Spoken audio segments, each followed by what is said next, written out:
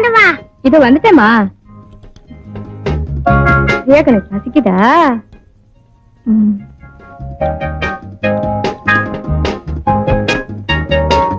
என்னங்க டிஃபன் ரெடியா இருக்கு. இதோ வந்துட்டேன். தியா கண்ணு சாப்பிட்டியா? சாப்பிட்டேன் daddy.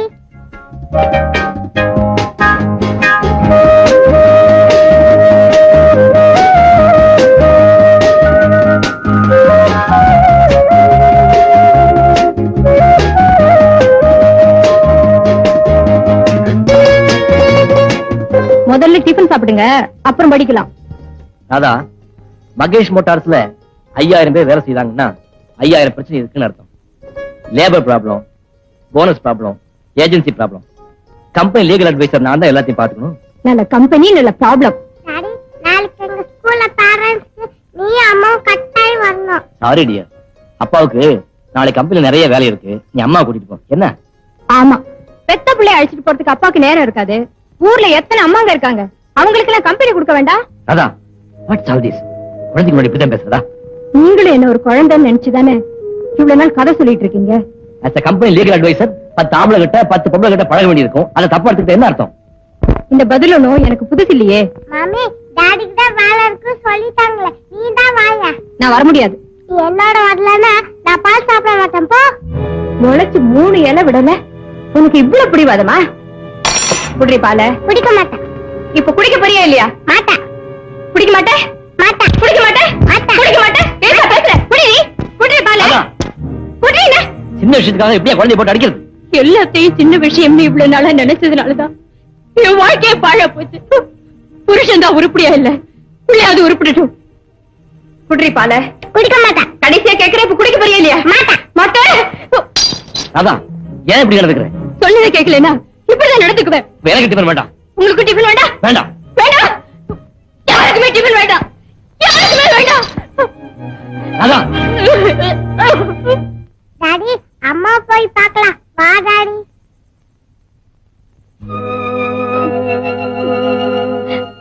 Mummy mummy sorry mummy, இனிமே நீ சொல்றபடியே கேக்குற. ராதா, இந்த மாதிரி சின்ன விஷயத்துக்கெல்லாம் உணர்ச்சி வசப்பட்டா உன் ஹெல்த் ஸ்பாயில் ஆகிடும்னு டாக்டர் சொல்றத மறந்துட்டியா? மாத்திரை இருக்கு, சாப்பிட்டு ரெஸ்ட் எடு. சரியா? வா, உன்னை ஸ்கூல்ல டிராப் பண்ணிட்டு நான் ஆபீஸ் போறேன்.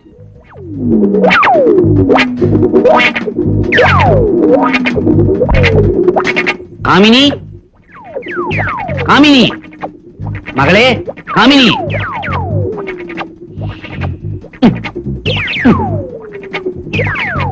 ஏம்பா, நீங்க செய்யறது உங்களுக்கே நல்லா இருக்கா?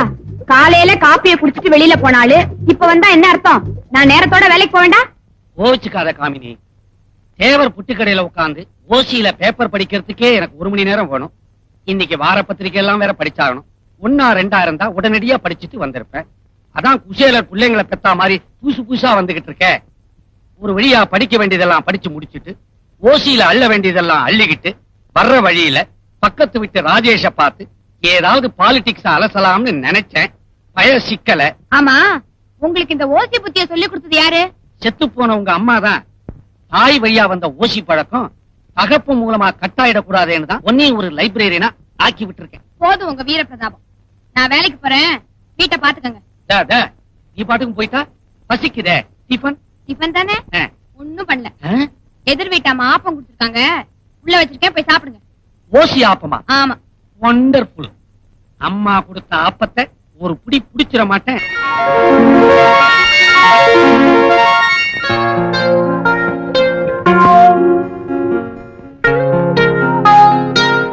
மேரி, என்னமா தேடுற? டீச்சர், பொம்மை காணோம் டீச்சர். பொம்மையா? இதோ இருக்குமா? டீச்சர், அம்மா இன்னும் வரல. வந்துருவாங்க. மேரி, உனக்கு திடீர்னு கண் பார்வை வந்துருச்சுன்னு வச்சுக்கோ. முதல்ல நீ யார பாப்ப? கர்த்தர் தான் பாப்பேன். ஏமா? அவர் தானே என் கண் பார்வை கொடுத்தாரு. நல்ல பொண்ணு. அதோ மேரி, உங்க அம்மா வந்தாச்சு.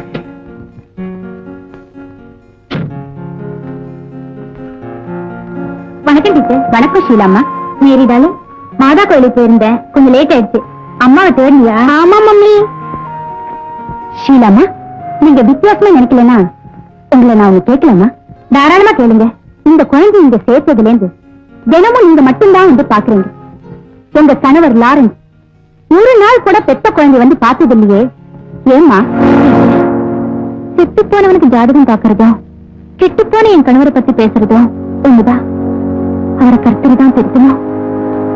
எத்தனையோ துன்பங்களை தாங்கிக்கிட்டு நான் உயிரோட வாழ்றது கண்ணுக்கு கண்ணான என் மேரிக்காகத்தான்.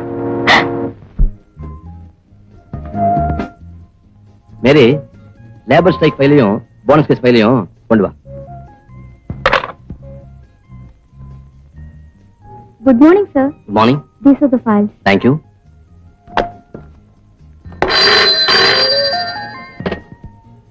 எஸ் சார், பெங்களூர்ல இருந்து ட்ரங்கால் வந்திருக்கு. உங்க மாமனார் பேசுறார்.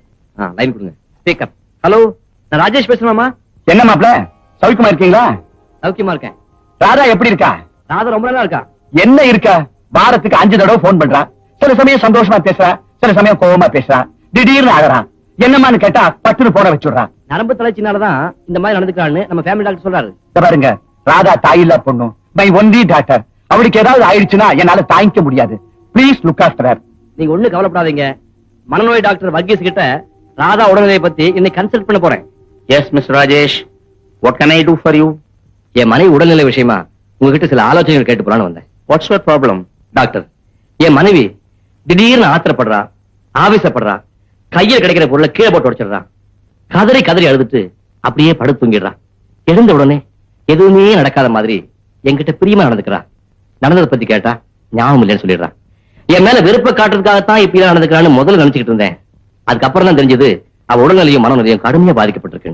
இந்த மாதிரி மன நோயாளிங்க கிட்ட அதிர்ச்சி தரக்கூடிய விஷயங்களை சொல்லவும் கூடாது, கேட்கவும் கூடாது. அதை தாங்க முடியாம தற்கொலை செஞ்சுக்குவாங்க. டாக்டர், என் மனைவியில நான் உயிரையே வச்சிருக்கேன். இப்படி திடீர்னு அவ உடல்நிலை பாதிக்கப்படும்னு நான் எதிர்பார்க்கவே இல்லை. ராஜேஷ், நாய் எப்ப கடிக்கும், நோய் எப்ப பிடிக்கும்னு யாருக்கு தெரியும்? எனிவே, நாளைக்கு உங்க ஒய்ஃபை இங்க கூட்டிட்டு வாங்க. எக்ஸாம் பண்ணி பார்த்துட்டு என்ன ட்ரீட்மெண்ட் கொடுக்கணும்னு நான் சொல்றேன்.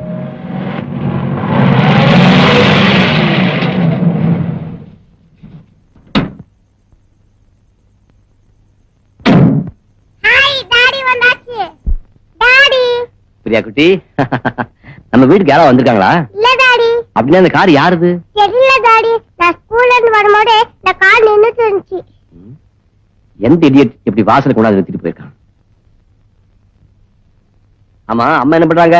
அம்மா தூங்குறாங்க. நான் லஞ்ச் டைமுக்கு வீட்டுக்கு போடும்போது அம்மா எனக்கு சாதமே ஊட்டி விடல. என் முன்னாடி உட்காந்துட்டு ஃபேன் சுத்தாடியே பார்த்துட்டு இருந்துச்சு. ஆமா, ஏன் டாடி அம்மா அடிக்கடி இப்படி பண்றாங்க? அம்மாவுக்கு உடம்பு சரியில்லை. நாளைக்கு டாக்டர் கூட்டிட்டு போக போறேன். எல்லாம் சரியா போயிடுவா.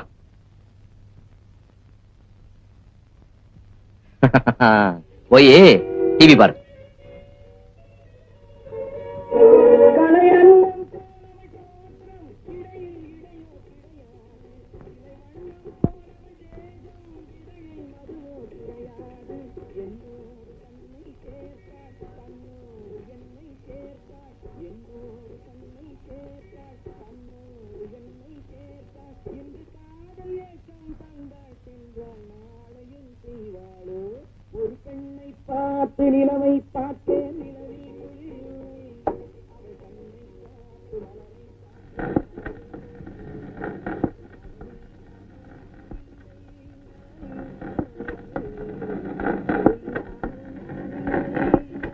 பிரியா, அப்பா ரூம் ரெக்கார்ட் பிளேயர் போட்டியா? நான் உன் ரூம் பக்கம் போவே இல்ல டாடி.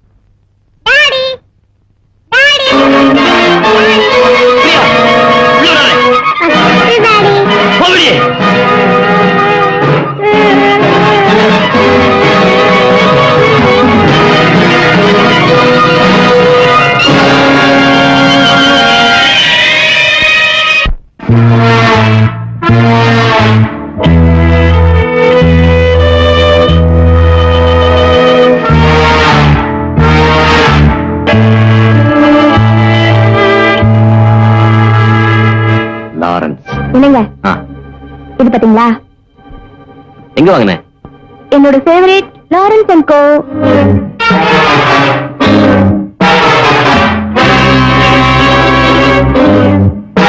எனக்கு ஒரு கள்ளக்காதல வச்சுக்கிட்டு கண்ட பெண்களோட நான் சுத்திக்கிட்டு இருக்கிறதா இத்தனை நாள் நாடகம் ஆடிருக்கா.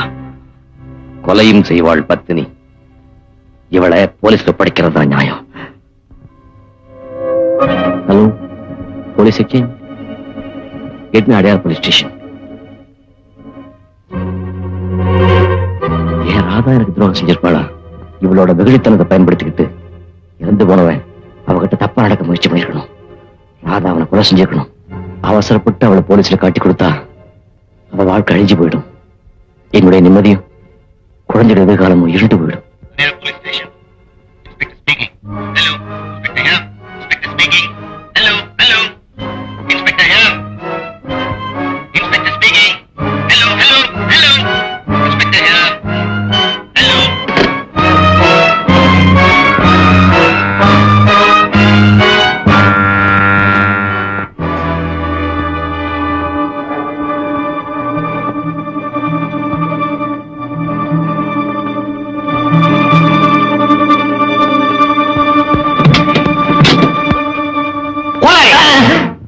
படுகொலை, பச்சை கொலை, பூட்டிய வீட்டிற்குள் பிணம்.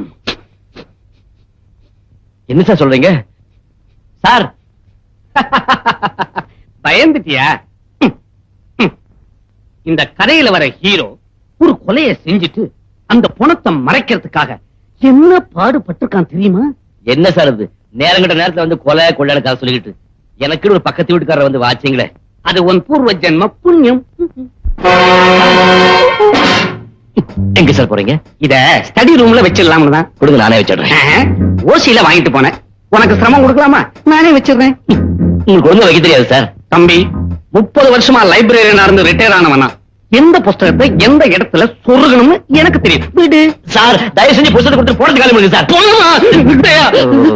இடத்த சார் எப்படி உளர்ற? உங்க கதையை கேட்டு வேற என்ன செய்ய முடியும்? சரி அதை விடு. இத பாரு, நல்ல சுத்தமான வெள்ள வெளியேர்னு ஒரு பேய் கதை சொல்லட்டுமா? பேய் கதை கேட்கற நேரமா சார் இது? ஏன் சார் இப்படி கொள்றீங்க? தம்பி மூட் அவுட் போல இருக்கு, நான் வர்றேன். வெளியே ஒரு கார் நிக்குதே, யார் காரு? எந்த முட்டா பையல வாசல் நிறுத்திட்டு போயிட்டா என்ன பண்ண சொல்றீங்க? இன்னும் ஒரு கேள்வி கேட்டா இனி முட்டா பையன் விடுவேன். வர்றேன்.